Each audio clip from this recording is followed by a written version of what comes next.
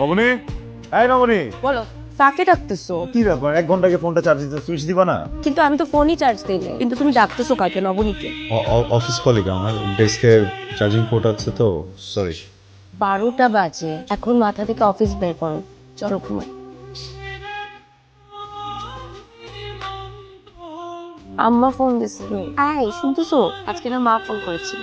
খেলার জন্য একটা সাথী দরকার। শোনো না, অফিসে চলে গেলে, বুয়া কাজ ছেড়ে চলে গেলে আমার কিচ্ছু করার থাকে না। সারাক্ষণ নেটফ্লিক্স দেখি আর ফেসবুক চালাই। আমার খুবই বোরিং লাগে। আর এখন একটা বাবু নিলে একদম পারফেক্ট টাইম। আর এরপরে বাবু নিলে বাবু এসএসসিতেই আমরা পুরা হয়ে যাবো। আরে আপনি কি ব্যাপার বলো তো? সারাদিন ক্লায়েন্টের কথা শোনা লাগে, অফিসে গেলে বসের কথা শোনা লাগে, বাসে গেলে তোমার মানে এত কথা শুনতে পারবো না তো? আমি তো মানুষ নাকি? অফিসে কোনো প্রবলেম? তো হ্যালো নবনী, কি করছো? নিজের ভাগ্যকে দোষারোপ। আমি একটু সময় দাও, আমি সব ঠিক করে ফেলবো। আমাদের সব ঝামেলা মিটে যাবে, আমাদের বিয়ে হবে, এসব বিশ্বাস করে তো এত দূর এসেছি। নবনী, কাল সকালে মিট করি আমরা, তো দেখা করে কথা বলি, সব ফিক্স হয়ে যাবে। আমি বলছি তো, সব ঠিক হয়ে যাবে। ভাই কে? আমি শিখো, কি হয়েছে তোমার? কোনো সমস্যা? ভয় দেখাও কেন এভাবে?